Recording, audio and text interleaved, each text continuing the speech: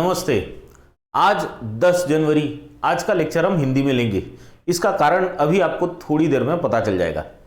इतना ही नहीं, आज हम बहुत सारी चीज़ों के बारे में जानने वाले हैं, जैसे इंडिया ने कौन सी कंट्री को पीछे छोड़ा है और इंडिया बना है दुनिया का तीसरा सबसे बड़ा ऑटो मार्केट।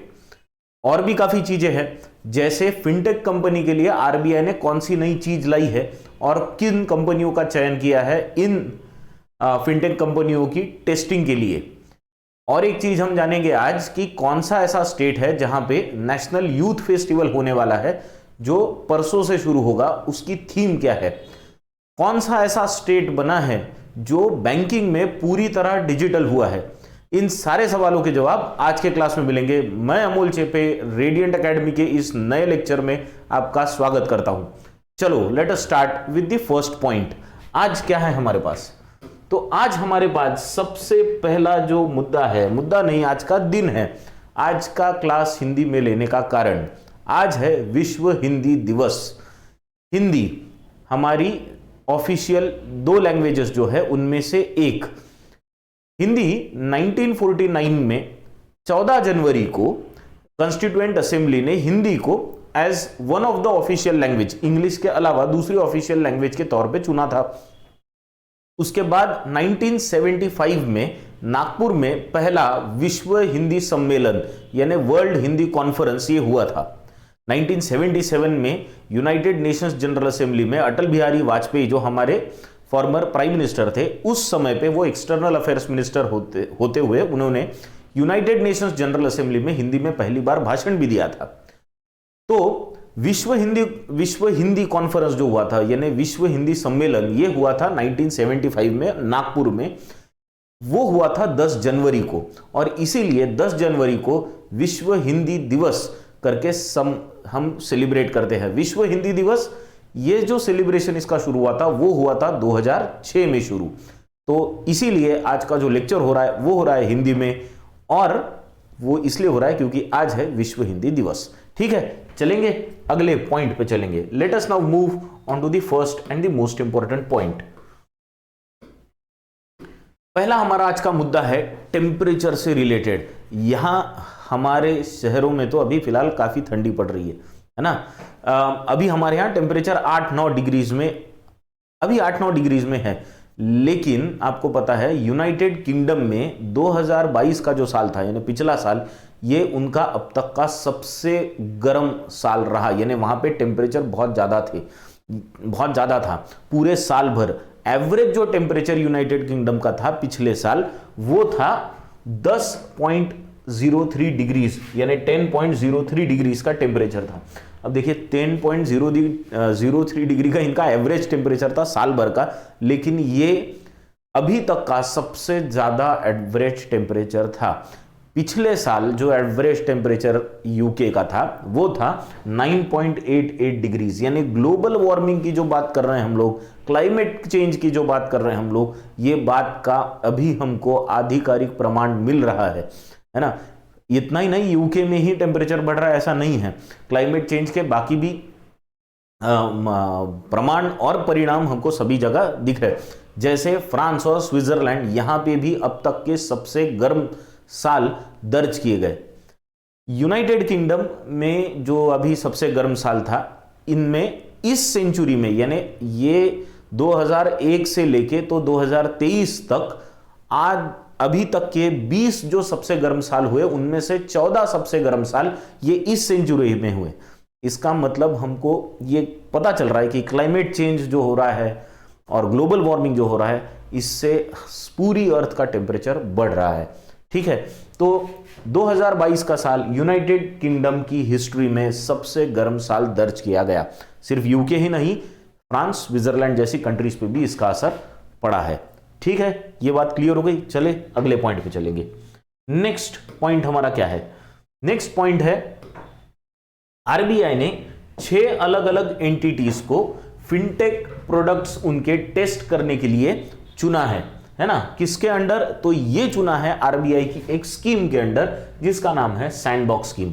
अब हम लोग पहले ये सैंडबॉक्स स्कीम क्या है ये जानेंगे और बाद में ये 6 एंटिटीज को क्यों सिलेक्ट किया इस पे भी नजर डालेंगे। सैंडबॉक्स का मतलब क्या होता है पता है क्या? यहां पे आपको इमेज में दिखेगा सैंड बॉक्स मतलब एक ऐसा बॉक्स है सैंड का जिसमें बच्चे कुछ तो भी कर रहे हैं, बराबर। तो इसी से ये टर्म टेक्नोलॉजी में आई। जब किसी चीज को पूरा कोड टेक्नोलॉजी में यानी काम कर रहे हैं हम लोग, कोडिंग करके कुछ चीज बना ली, तो वो कोडिंग करके जो चीज बनी है उसका कोडिंग एक कंट्रोल्ड एटमॉस्फेयर में टेस्ट करने का जो प्लेटफॉर्म होता है उसको बोला जाता है सैंडबॉक्स। ये टेक्निकल टर्म में सैंडबॉक्स का मतलब हो गया, समझ गए। मतलब किसी भी कोड को एक कंट्रोल्ड एनवायरनमेंट में हमको टेस्ट करना है कि वो कैसे चलता है, टेक्निकल टर्म में इसको सैंडबॉक्स कहते हैं। अब इसी सैंडबॉक्स को आरबीआई ने एक रेगुलेटरी सैंडबॉक्स का नाम दिया। अब ये इकोनॉमिक या फाइनेंशियल टेक्नोलॉजी में आ गया वर्ड। रेगुलेटरी सैंडबॉक्स का मतलब क्या होता है? जब कोई ऑर्गेनाइजेशन अपना फिनटेक का प्रोडक्ट लॉन्च करती है, फॉर एग्जांपल लेट से एक फिनटेक की कंपनी है, फिनटेक मतलब फाइनेंशियल टेक्नोलॉजी में काम करने वाली कंपनी, लेट से पेटीएम। पेटीएम ने नए तरह का कोई वॉलेट लॉन्च कर दिया, ई वॉलेट लॉन्च कर दिया। अब ये ऐसे नए ई वॉलेट की टेस्टिंग तो हो ही नहीं रही है, वो डायरेक्टली पब्लिक में लॉन्च हो रहा है और फिर उसमें फ्रॉड होने के चांसेस बहुत ज्यादा हो जाते हैं। तो ऐसे समय पे आरबीआई को ऐसा लगा कि ये जितने भी नई नई चीजें टेक्नोलॉजी में अलग अलग कंपनियों की तरह आ रही हैं उनको रेगुलेट करने की जरूरत है। अब इनको रेगुलेट कैसे किया जाए? तो पहले कैसा होता था कि कोई भी फाइनेंशियल टेक्नोलॉजी है वो अपना प्रोडक्ट लॉन्च करती थी और वो सीधा मार्केट में आ जाता था। अब आरबीआई ने इसको बंद कर दिया। अब बोले नहीं, हम पहले इसकी टेस्टिंग करेंगे, टेस्टिंग होने के बाद फिर इसको आपके भेजेंगे। तो अब क्या होगा, इसकी होगी टेस्टिंग, ये बंद हो गया यहां, अब इसकी होगी टेस्टिंग सैंडबॉक्स में। तो वो जो कंपनीज है जिन्होंने इनको लॉन्च किया ये लाइव टेस्टिंग करेंगे, अपने जो प्रोडक्ट्स है इनकी लाइव टेस्टिंग करेंगे कुछ यूजर्स पे। तो इसमें यूजर्स भी इन्वॉल्व होंगे और कंपनी भी इन्वॉल्व होंगी और टेस्टर्स भी इन्वॉल्व होंगे। टेस्टिंग होने के बाद फिर ये पब्लिक के लिए जाएगा। मतलब इसको सैंडबॉक्स में अभी रेगुलेटर्स और सुपरवाइजरी इंस्टीट्यूशंस ये सारे काम करेंगे। हमारे यहाँ रेगुलेट करने वाले काफी सारे ऑर्गेनाइजेशंस है, जैसे आरबीआई रेगुलेट करता है, सेबी रेगुलेट करता है, पीएफआरडीए रेगुलेट करता है। अलग अलग रेगुलेटरी बॉडीज इन सब का रेगुलेशन करेगी। रिसर्च सेंटर्स का भी इसमें इन्वॉल्वमेंट होगा। ये सब ये सैंडबॉक्स में एक साथ उस प्रोडक्ट का टेस्टिंग करेंगे। टेस्ट किया हुआ प्रोडक्ट फिर जाएगा पब्लिक की यूज में। तो इस स्कीम को बोला गया है सैंडबॉक्स स्कीम, या इसी को आरबीआई का रेगुलेटरी सैंडबॉक्स भी कहा जाता है। अब इसके लिए 15 कंपनीज ने आवेदन दिया था कि हमको हमारे प्रोडक्ट्स जो है उनको इस सैंडबॉक्स में, रेगुलेटरी सैंडबॉक्स में टेस्ट कराने हैं। इन 15 में से अभी 6 कंपनीज को आरबीआई ने पहले चुना है सैंडबॉक्स स्कीम में टेस्टिंग के लिए। ये 6 कंपनीज कौन सी है, इनके नाम हमको पता होने चाहिए क्योंकि इन्हीं नामों पे सवाल बनने वाले हैं। नाम कौन से हैं? पहली है भावान साइबरटेक, दूसरी है क्रेडिट वॉच इंफॉर्मेशन एनालिटिक्स, तीसरी जो है वो है इनस्टेज नाम का सॉफ्टवेयर है जो विब्मो ने बनाया है, चौथा HSBC है जो विब्मो के साथ ही कोलैबोरेट कर रही है, पांचवा है नैप आईडी साइबरसेक और छठा है ट्रस्टिंग सोशल। तो ये जो रेगुलेटरी सैंडबॉक्स की स्कीम है इसमें 6 एंटिटीज को सिलेक्ट किया गया है जिनके नाम मैंने आपको अभी बताए, और यहां पे रिस्पॉन्सिबल इनोवेशन फॉस्टर करने के लिए बनी हुई ये एक सिस्टम है जिसमें ये 6 एंटिटीज काम करेंगी। क्लियर? आई होप थोड़ी सी आइडिया और आ गई होगी। अगर आपको लगता है इस पॉइंट पे और डिटेल इंफॉर्मेशन आपको चाहिए तो मुझे कमेंट बॉक्स में बताना, मैं आपको रेगुलेटरी सैंडबॉक्स पे एक डिटेल वीडियो बना के डालूंगा। ठीक, I hope this point is clear. अब चलेंगे हम लोग अगले पॉइंट पे। नेक्स्ट पॉइंट क्या है? जैसे मैंने कहा था इंडिया ने किसी कंट्री को पीछे छोड़ा है और बना है दुनिया का तीसरा सबसे बड़ा ऑटोमोबाइल मार्केट। कौन सी कंट्री को पीछे छोड़ा? हमने छोड़ा है जापान को पीछे, और 2022 में हमने ऑलमोस्ट 4.5 मिलियन व्हीकल्स इंडिया की मार्केट में उतारे हैं, और इसीलिए इंडिया तीसरा सबसे बड़ा ऑटोमोबाइल मार्केट बना है। तीसरा बना है मतलब हम पहले और दूसरे से पीछे है। पहले नंबर पे कौन सा कंट्री है? तो सबसे पहले नंबर पे है चाइना, और चाइना कितनी गाड़ियां उतारता है अपने मार्केट में इसका नंबर आप देखेंगे ना तो चौंक जाएंगे। नंबर है 26.27 मिलियन, यानी इंडिया जितनी मार्केट में गाड़ियां उतारता है उससे ऑलमोस्ट 5 टाइम्स ज्यादा। सेकेंड नंबर पे आता है United States. United States almost 15 million vehicles हर साल मार्केट में उतारता है। हमारी ऑटोमोबाइल सेक्टर की हालत वैसे कोविड की वजह से बहुत पतली हो गई थी, है ना। इसके पहले भी हमारी हालत खराब थी, कोविड की वजह से और खराब हो गई ऑटोमोबाइल सेक्टर की हालत, लेकिन फिर भी हम जापान को पीछे छोड़ के दुनिया में तीसरे सबसे बड़े ऑटोमोबाइल मार्केट के तौर पे अभी सामने आए हैं।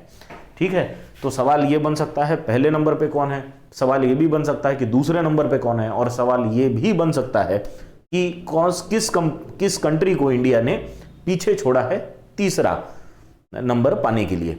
ठीक, I hope this point is clear. अब चलेंगे हम लोग अगले पॉइंट पे। नेक्स्ट पॉइंट क्या है हमारे पास? नेक्स्ट पॉइंट है एक ऐसे स्टेट के बारे में जो बना है इंडिया का पहला ऐसा स्टेट जो बैंकिंग सर्विसेज जिसने पूरी तरह से डिजिटल कर दी है। तो Kerala becomes countries first fully digital in banking service. Fully digital banking service देने वाला पहला स्टेट बना है केरला। केरला के बारे में हमने एक इंपॉर्टेंट न्यूज कुछ महीने पहले देखी थी जब हमने केरला का फाइबर ऑप्टिक नेटवर्क्स पे चर्चा की थी। केरला का फाइबर ऑप्टिक्स नेटवर्क, ये केरल की एक एम्बिशियस प्रोजेक्ट है केरल गवर्नमेंट की। जब पिनाराई विजयन पहली बार केरल के चीफ मिनिस्टर बने थे तो उनकी गवर्नमेंट ने एक एम्बिशियस प्रोजेक्ट लॉन्च किया था। कहा था कि हम केरल में पूरी तरह से फाइबर ऑप्टिक नेटवर्क का एक जाल बिछाएंगे, और अभी डिपार्टमेंट ऑफ टेलीकॉम ने दिसंबर 2022 के महीने में ही इसको आईएसपी के और आईपी के लाइसेंसेस भी दे दिए थे। तो अब केरला का खुद का एक फाइबर ऑप्टिक नेटवर्क है, खुद की इंटरनेट सर्विस का जाल। इसी का यूज करके अब बैंकिंग सर्विस पूरी तरह डिजिटल केरला करने में कामयाब हुआ है। और जैसे मैंने कहा था केरल में जो फाइबर ऑप्टिक नेटवर्क का जो ये प्रोजेक्ट चालू हुआ था KFON मतलब फाइबर ऑप्टिक नेटवर्क, तो ये इसके अंतर्गत केरल ने ये डिसाइड किया था कि हम राइट टू इंटरनेट यानी इंटरनेट का अधिकार ये मूल अधिकार के तौर पे सारे लोगों को देंगे। तो 20 लाख लोगों को, ऐसे लोग जो बिलो पॉवर्टी लाइन है और जिनकी फाइनेंशियल कंडीशन उतनी अच्छी नहीं है, ऐसे लोगों तक भी अफोर्डेबल कॉस्ट में इंटरनेट की सर्विस पहुंचाई जाएगी। और इसी का रिजल्ट अब आप देख रहे हैं कि बैंकिंग सर्विसेज पूरी तरह से डिजिटल होने वाली है केरला में, और ये इंडिया का पहला स्टेट बनेगा जो बैंकिंग की सर्विसेज पूरी तरह डिजिटल करेगा। ठीक, आई होप ये पॉइंट एकदम क्लियर हो गया होगा। सवाल का भी जवाब आपको मिल गया कि कौन सा कंट्री बना है, कौन सा स्टेट बना है इंडिया का जो पूरी तरह से डिजिटल बैंकिंग सर्विस देगा, वो है केरला। चले अगले पॉइंट पे। नेक्स्ट पॉइंट क्या है हमारा? नेक्स्ट पॉइंट है एक बहुत इंपॉर्टेंट फुटबॉल क्लब से रिलेटेड और हमारी इंडिया की कंपनी जियो से रिलेटेड। क्या है मुद्दा? मुद्दा है मैनचेस्टर सिटी। ये एक बहुत इंपॉर्टेंट और बहुत नोन इंग्लिश प्रीमियर लीग का फुटबॉल का क्लब है। अब इनका एक ओटीटी प्लेटफॉर्म है मैनचेस्टर सिटी का। उस मैनचेस्टर सिटी के ओटीटी प्लेटफॉर्म को कहा जाता है सिटी प्लस। अब ये इसमें होता क्या है सिटी प्लस में मैनचेस्टर यूनाइटेड एक अलग क्लब है, मैनचेस्टर सिटी एक अलग क्लब है। मैनचेस्टर सिटी की जितनी भी मैचेस है उसकी सारी लाइव स्ट्रीमिंग होती है। मैनचेस्टर सिटी की जितनी भी बाकी वीडियोस या बाकी कंटेंट वो बनाते हैं वो सारा उस ओटीटी प्लेटफॉर्म पे डाला जाता है। अब इसी ओटीटी प्लेटफॉर्म को जियो टीवी पे दिखाया जाएगा।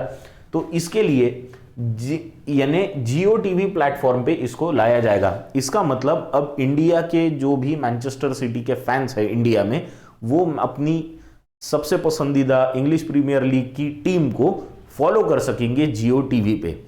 ये इसको ऐसा भी कहा जा रहा है कि जैसे एक इंडियन टेलीकॉम कंपनी जो अपने बहुत तगड़े टेलीकॉम नेटवर्क के भरोसे पे अब इंग्लिश प्रीमियर लीग में भी एंटर होने की कोशिश कर रही है। तो the company is Jio and the English premier league का जो टीम है उसका नाम है मैनचेस्टर सिटी। आपको ये दोनों याद रखना है, ठीक है। चले अब अगले पॉइंट पे। Let us now move to the next point. अगला जो मुद्दा है वो है 12 जनवरी से शुरू होने वाले नेशनल यूथ फेस्टिवल के बारे में। इंडिया में नेशनल यूथ डे जो हम मनाते हैं वो मनाते हैं 12 जनवरी को, स्वामी विवेकानंद इनकी जयंती के दिन। उसी दिन नेशनल यूथ फेस्टिवल का आगाज हो रहा है और वो हो रहा है कहाँ पे? कर्नाटक में। कर्नाटक में कहाँ पे? हुबली और धारवाड़ में। और ये चलेगा 12 जनवरी से लेके 16 जनवरी तक। 12 जनवरी से 16 जनवरी 2023 तक नेशनल यूथ फेस्टिवल चलेगा हुबली धारवाड़ में, जो कि कर्नाटक में है। इसकी जो थीम है वो है विकसित भारत, विकसित युवा, विकसित भारत। और इसमें 7,500 अलग अलग डेलीगेट्स और लोग इसमें हिस्सा लेंगे। नरेंद्र मोदी खुद इसमें इसकी शुरुआत करेंगे 12 जनवरी को। ठीक, तो ये जो पॉइंट था ये है नेशनल यूथ फेस्टिवल जो 12 से 16 जनवरी में होगा हुबली धारवाड़ में, कर्नाटक में। और इसकी इंफॉर्मेशन जो दी, इसका लोगो बेसिकली लोगो और इसकी थीम, इसको लोगों के सामने लाया कर्नाटक के जो चीफ मिनिस्टर है बसवराज बोम्मई, इन्होंने। ठीक, क्लियर? आई थिंक ये पॉइंट एकदम क्लियर हो गया होगा। अब हम चलेंगे अगली कहानी की ओर। अब एक बहुत ही इंपॉर्टेंट डिफेंस डील के बारे में हमें बात करनी है। डिफेंस डील है, काय के बारे में डिफेंस डील है? तो डिफेंस रिलेटेड भारत सरकार ने एक प्रोग्राम लॉन्च किया था। उस प्रोग्राम का नाम था स्प्रिंट। अब ये स्प्रिंट जो प्रोग्राम है इसका फुल फॉर्म पहले हम देखेंगे और फिर आगे की चीज पे जाएंगे। स्प्रिंट का मतलब है supporting pole vaulting in R&D through innovations for defence excellence. ये है स्प्रिंट का फुल फॉर्म। अब ये भारत सरकार ने डिफेंस सेक्टर के लिए लॉन्च की हुई स्कीम थी। इसके अंडर ये कहा गया था कि आजादी का अमृत महोत्सव हम लोग मना रहे, तो हमको 75 ऐसे नए प्रोजेक्ट्स लॉन्च करने हैं जो कि हम अपनी ही इंडिया की जो कंपनीज है उनके साथ ये डिफेंस की डील करेंगे। 75 ऐसे प्रोजेक्ट्स लॉन्च करने हैं, तो जिनमें से 50वां कॉन्ट्रैक्ट अभी लॉन्च किया गया। 75 करने थे और 50वां अभी लॉन्च हो गया है उसमें का, तो अभी 25 भी बहुत जल्दी हो जाएंगे। तो ये 50वां कॉन्ट्रैक्ट जो लॉन्च किया है वो किया है इंडियन नेवी ने। लॉन्च किया मतलब 50वां कॉन्ट्रैक्ट हुआ। तो ये 50वां कॉन्ट्रैक्ट किसके बीच में हुआ? ये हुआ इंडियन नेवी के बीच में और एक इंडियन कंपनी है जिसका नाम है सागर डिफेंस इंजीनियरिंग। ये बहुत इंपॉर्टेंट पॉइंट है। सागर डिफेंस इंजीनियरिंग को कॉन्ट्रैक्ट मिला है इंडियन नेवी की ओर से। और ये जो कॉन्ट्रैक्ट है ये किस चीज के लिए मिला? बहुत इंपॉर्टेंट चीज है। किस चीज के लिए मिला? ये मिला है ऑटोनॉमस आर्म्ड बोट स्वॉर्म्स के अंडर।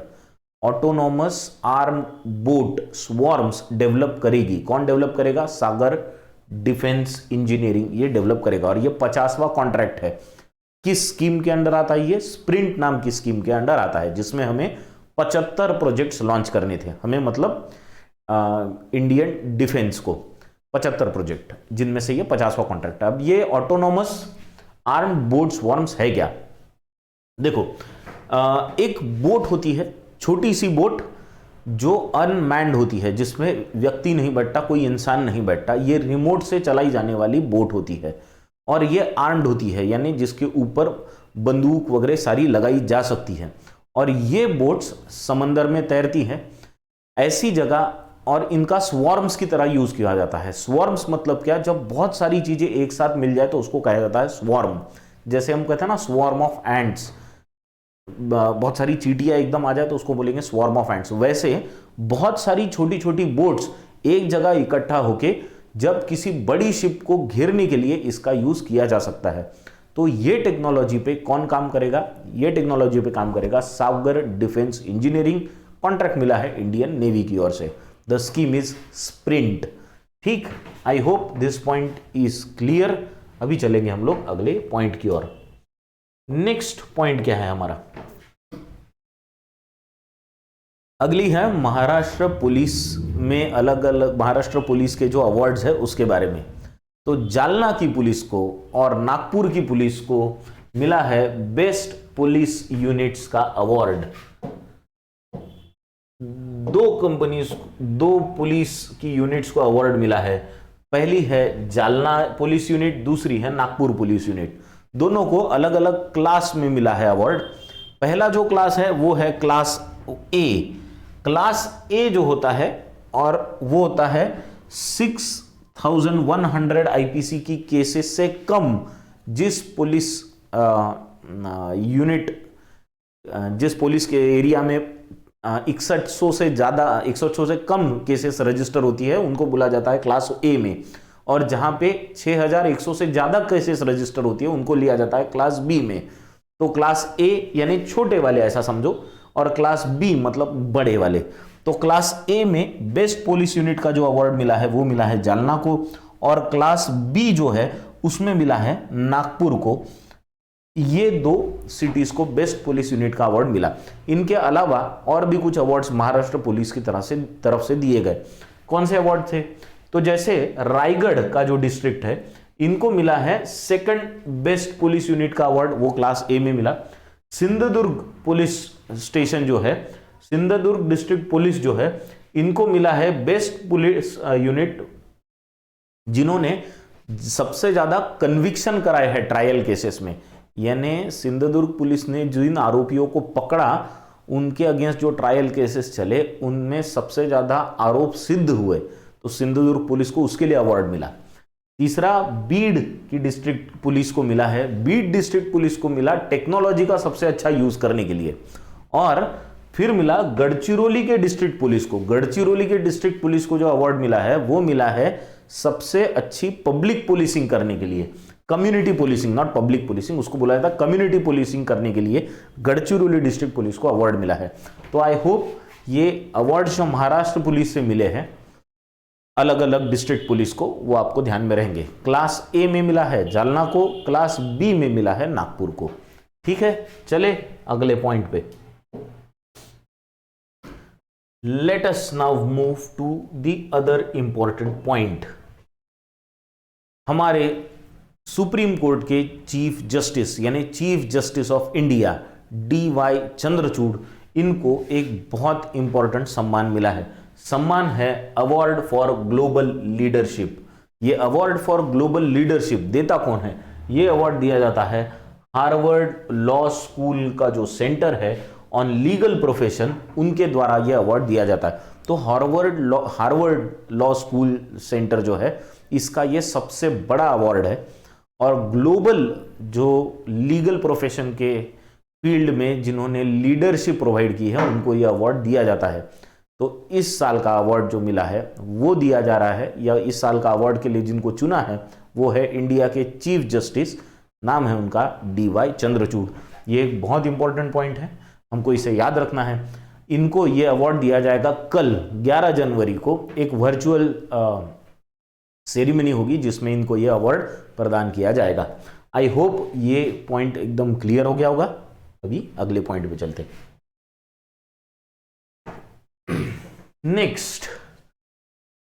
नेक्स्ट अभी हम एक इंस्टीट्यूट के बारे में बात करेंगे जिसका इनॉग्रेशन किया है। इसने इनॉग्रेशन किया है, इनॉग्रेशन किया है minister of state for science and technology जो है जितेंद्र सिंह, इन्होंने। ठीक है, तो जितेंद्र सिंह ने नेशनल जीनोम एडिटिंग सेंटर का इनॉग्रेशन किया है। ये national genome editing centre exactly चीज क्या है इस पे हम लोग पहले नजर डालेंगे। जीनोम एडिटिंग मतलब जीन का एडिटिंग। हमको पता है हमारे जो क्रोमोसोम्स है उसमें जीन्स होते हैं, और वो जो जीन है उसकी एडिटिंग की जा सकती है। मतलब ये जीन को उधर करना और वो जीन का इधर करना, यानी इसकी टेस्टिंग। और जेनेटिकली मॉडिफाइड क्रॉप्स अगर आपने सुना होगा तो ये क्या होता है कि कोई एक पर्टिकुलर क्रॉप है जिसमें कुछ अच्छी चीजें हैं और कुछ वीकनेस भी है उन क्रॉप्स की, तो उन वीकनेस वाली जो जीन्स है उनको हटाया जाता है और अच्छी क्वालिटी वाली जीन को उसमें डाला जाता है। इससे उसका जीन मॉडिफिकेशन हो जाता है। इनको बोला जाता है GM क्रॉप्स यानी जेनेटिकली मॉडिफाइड क्रॉप्स। तो ये जेनेटिकली मॉडिफाइड चीजें बनाने के लिए रिसर्च सेंटर की एक जरूरत होती है। अब ऐसा रिसर्च सेंटर इनॉग्रेट किया है जितेंद्र सिंह इन्होंने, और ये कहां इनॉग्रेट किया है? तो ये किया है national agri food biotechnology institute में, जो कि मोहाली में है, पंजाब में। इसको नाबी भी बोला जाता है। नाबी बोले तो national agri food biotechnology institute.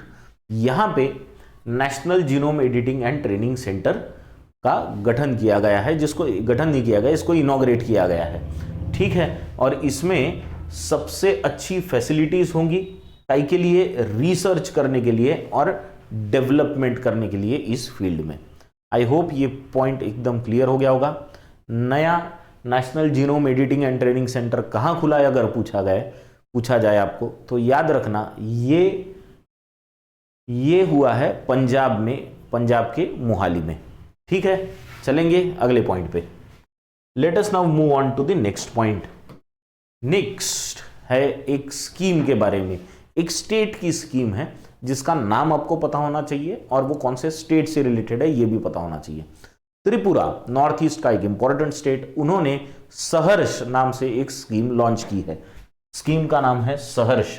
अब ये सहर्ष स्कीम किससे डील करेगी? देखो, ये जो स्कीम है ये है सोशल और इमोशनल लर्निंग को एनकरेज करने के लिए बनाई गई स्कीम। कुछ जो बड़े इंस्टीट्यूट्स है जैसे कोलंबिया यूनिवर्सिटी हो गई या हार्वर्ड यूनिवर्सिटी हो गई, इन्होंने अपनी रिसर्च में यह पाया था कि सोशल एंड इमोशनल लर्निंग भी बहुत जरूरी है और इसीलिए वहीं से सीख लेके त्रिपुरा की सरकार ने भी अब उनके राज्य में ये सहर्ष नाम की स्कीम लॉन्च की है जो सोशल और इमोशनल लर्निंग पे भी ध्यान देगी।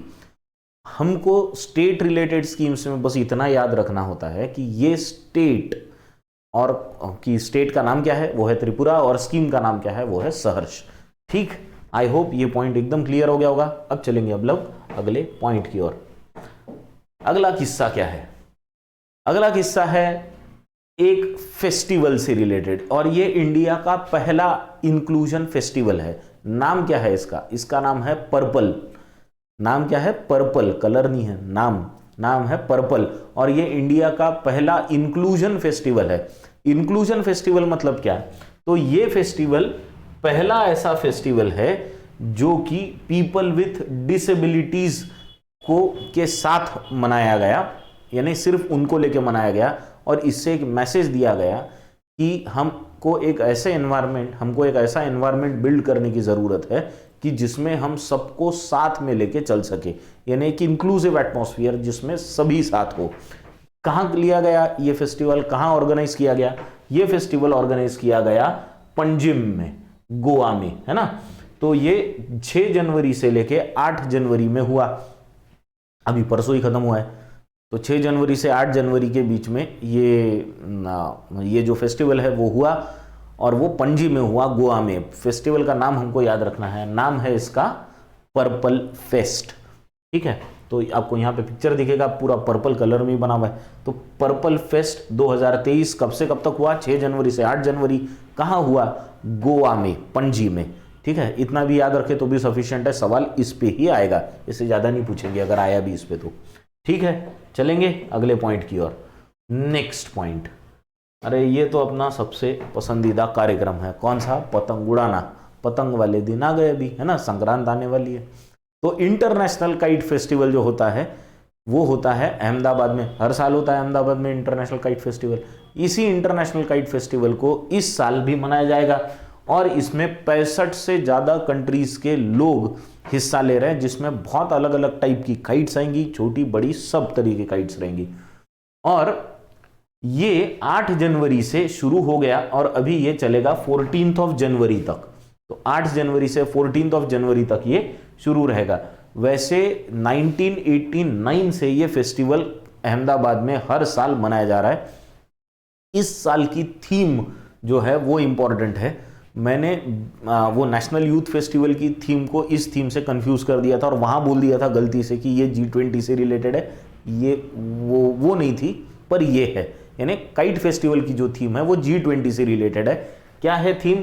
1 अर्थ 1 फैमिली 1 फ्यूचर, यानी वसुधैव कुटुंबकम की जो हमारी पॉलिसी है बस वही इसकी थीम है, 1 अर्थ 1 फैमिली 1 फ्यूचर।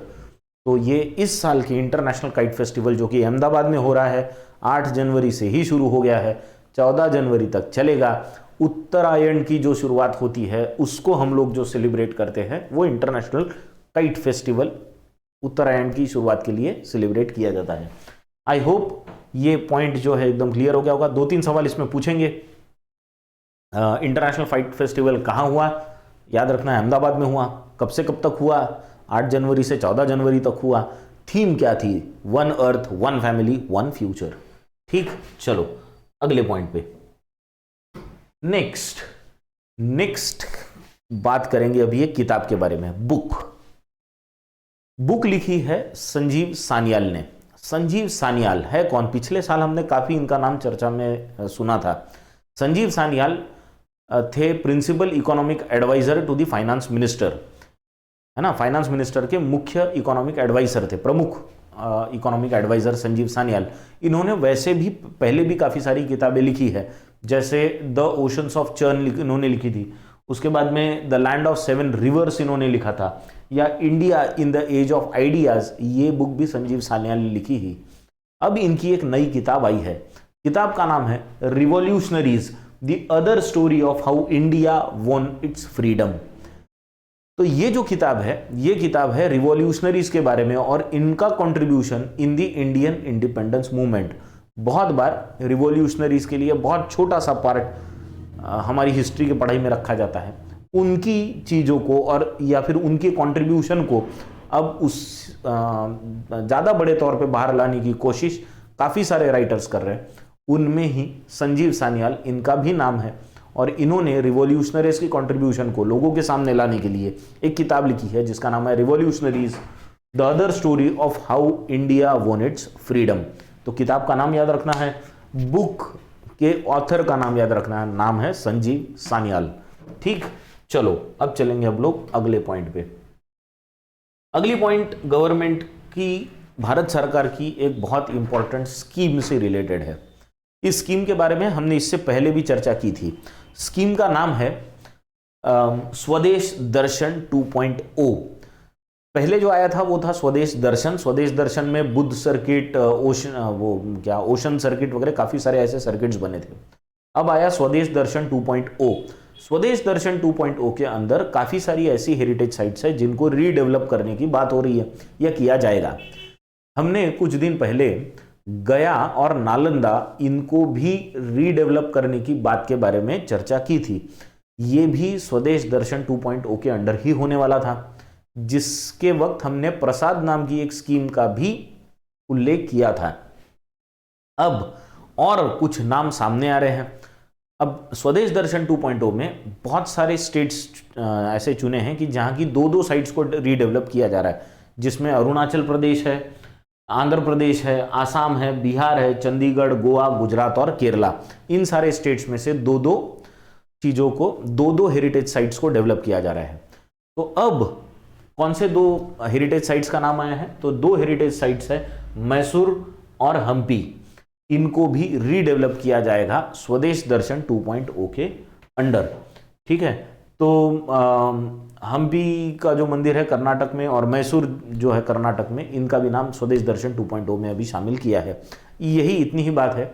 आपको सिर्फ इतना याद रखना है कि कौन सी साइट्स स्वदेश दर्शन 2.0 में है। अगर आपको यह सवाल पूछा जाए कि स्वदेश दर्शन 2.0 में नीचे दिए गए 5 ऑप्शंस में से कौन सा नहीं है, तो उस जो नहीं है वो आपको चूज करना पड़ेगा। दिए रहेंगे शायद गया दिया रहेगा, नालंदा दिया रहेगा, हम्पी दिया रहेगा, मैसूरू दिया रहेगा। 5वां जो रहेगा वो स्वदेश दर्शन 2.0 में शायद नहीं रहे। तो इन साइट्स का नाम हमको याद रखना है। ठीक है, चलेंगे अगले पॉइंट की ओर। अगला